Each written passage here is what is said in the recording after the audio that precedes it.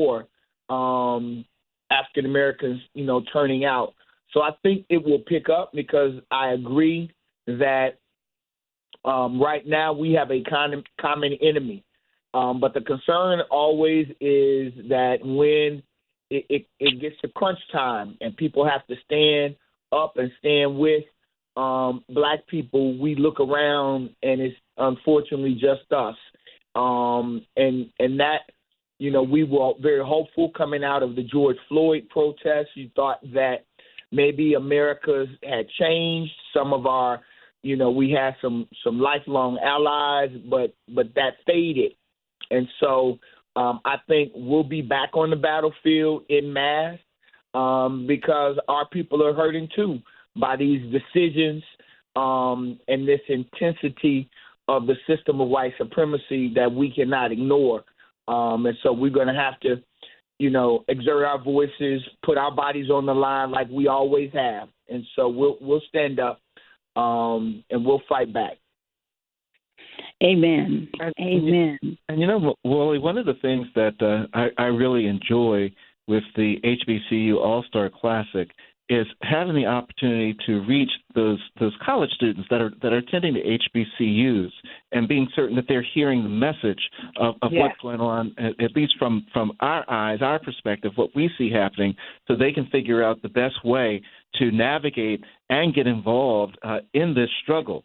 So one of the other things that you do as well, Mawuli, and I wanted you to touch on it if you would, is that, when the HBCU All-Star Classic goes into, these areas, right? It follows wherever the NCAA Final Four is being played, the HBCU All-Star is being played and is occurring as well. But you bring along with that something that reminds the community of the strength, and you bring along with it the Black Man's Lab. Could you share with folks what the Black Man's Lab is, why you bring it along, and why you believe it's important?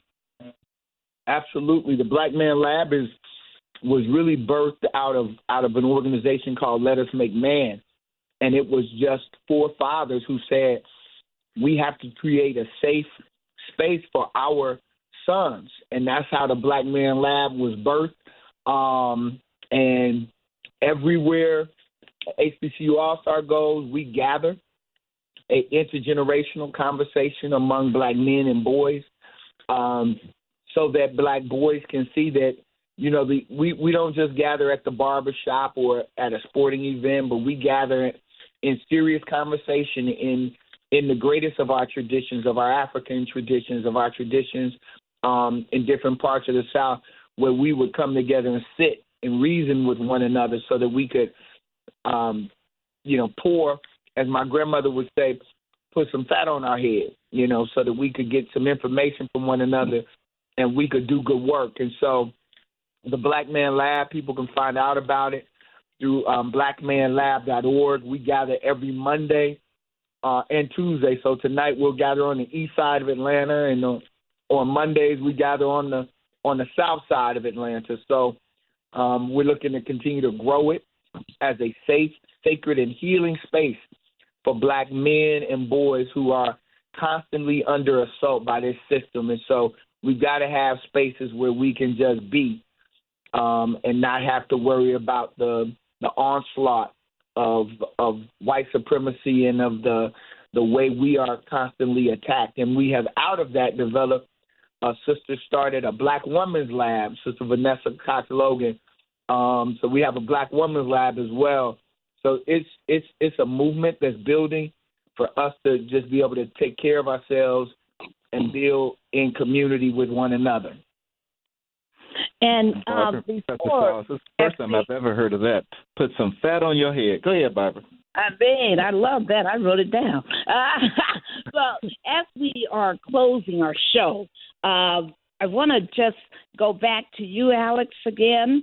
For some of your thoughts, and also any information that you want to give to people about how they can continue to be involved in Hands Off and other movements, because I can assure you that TJC and, Black Voters Matters, I know Dr. Albright wanted to be on the show today, but something came up, obviously. But I saw that they're kicking off a tour on the 17th of April. And we say to everybody out there, listen, use your individual power to how you spend your money. Don't spend your money with these people who don't even want to employ us. That's what DEI means, folks, that they don't want to employ us, especially at the highest level. They don't want to have our merchants that make money, etc. But anyway, Alex, how do people get in touch with you? How do people stay involved in the hands-off movement? Yeah, so one thing I just want to clarify is, hands-off was the first time that I guess, phrase was used in this last protest. So the actual organizers or, who I'm with is called 5051, and that stands for 50 protests, 50 states, one movement. So the idea is that, we're all going to protest on the same day, around the same time, and, it's going to be everyone, everywhere, as much as possible. And so whether or not we're going to continue with the hands-off phrase specifically after this, I don't know, because that's kind of up to a national presence to decide that.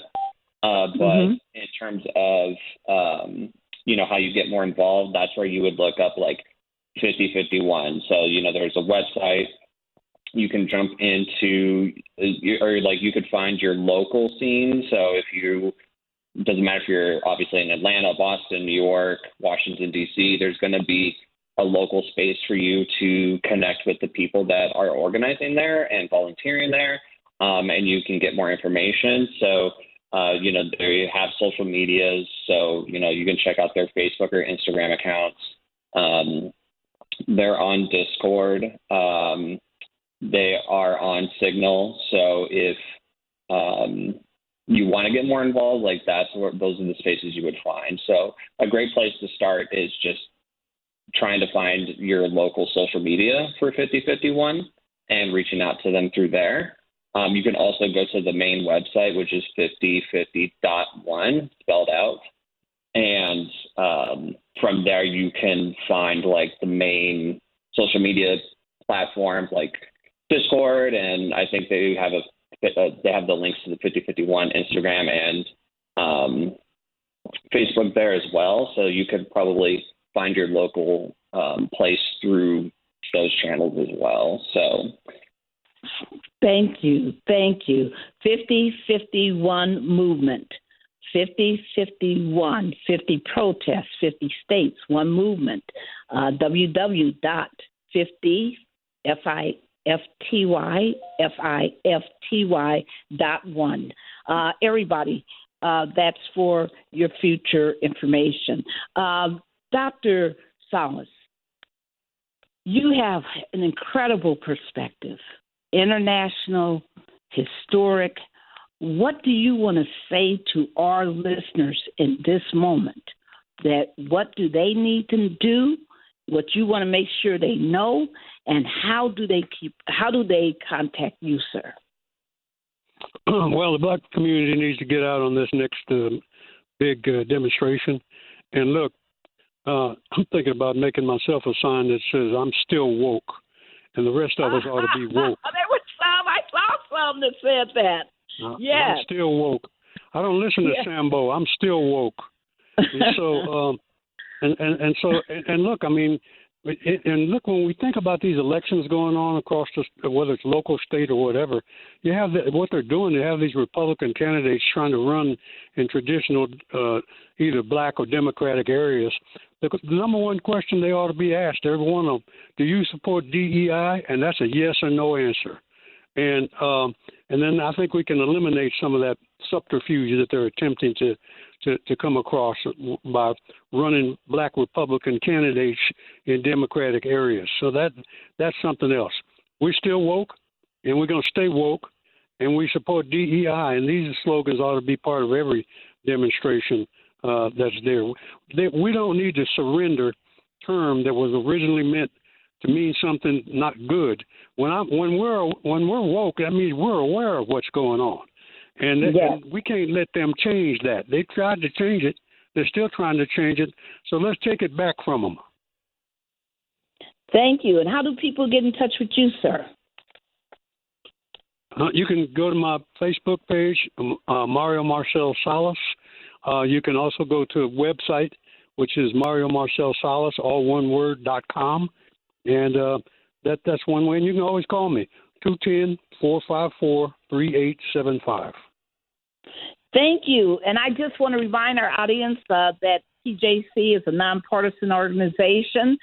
We do not, tell you to vote for Dems or vote for Republicans or vote for Independents, Greens, or anybody else. We are nonpartisan. I just wanted to make that clear for everybody listening. But we do believe that you should always vote in what's in your interest. And I totally agree that you got to ask these people, do they support DEI? And they hate DEI so much they can't even fake it. They're going to have to tell you the truth. You should push people on where are they on our democracy? Because these anti-democracy forces are real, and you got to ask them these questions to make sure that you are voting correctly. Daryl, I know that you want to give Mawuli the last question, sir.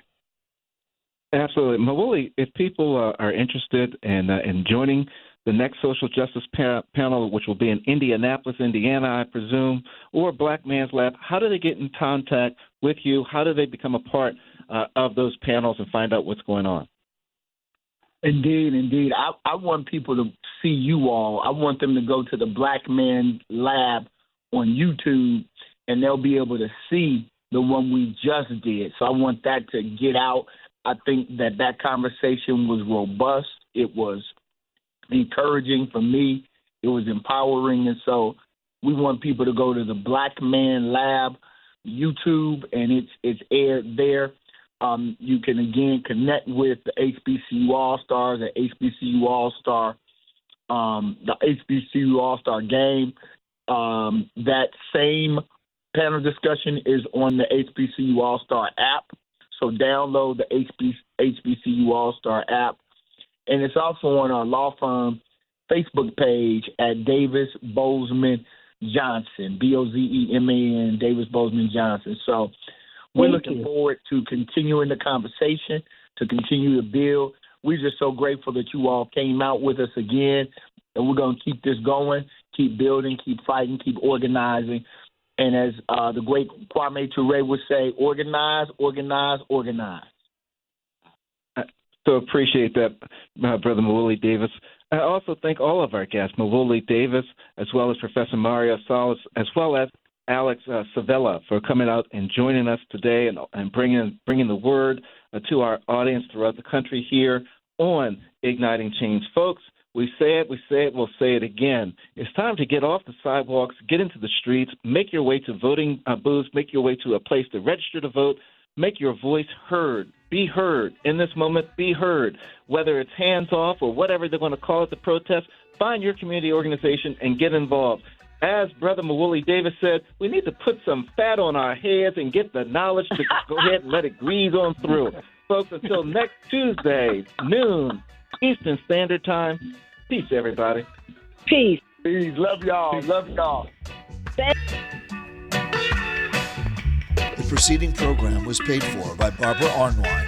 Thursday on TV One. I'm Chef Jannard Wells. I'm ditching the kitchen and heading out for some amazing adventures. I'm searching for hidden gems and the best Black-owned spots in America to experience incredible food, music, and Black culture. What really feels so good is seeing Black and brown people that look like me doing it big. Check out my brand new series, Savor the City. All new this Thursday night at 8 on TV One. It's tax season, and at LifeLock, we know you're tired of numbers. But this one you need to hear. $16.5 billion. That's how much money in refunds the IRS flagged for possible identity fraud last year. Now, here's a good number. $100 million. That's how many data points LifeLock monitors every second. If your identity is stolen, we'll fix it guaranteed. Oh, one last number. Save up to 40% your first year with promo code NEWS. Visit LifeLock.com for the threats you can't control. Terms apply. 1450 WOL, Washington, D.C. 95.9 W240DJ, WMMJ HD3, WDCJ FM HD3, and worldwide at WOLDCnews.com. The views and opinions of the following show do not necessarily reflect the views and opinions of News Talk 1450 WOL, Radio 1 Incorporated, or their management.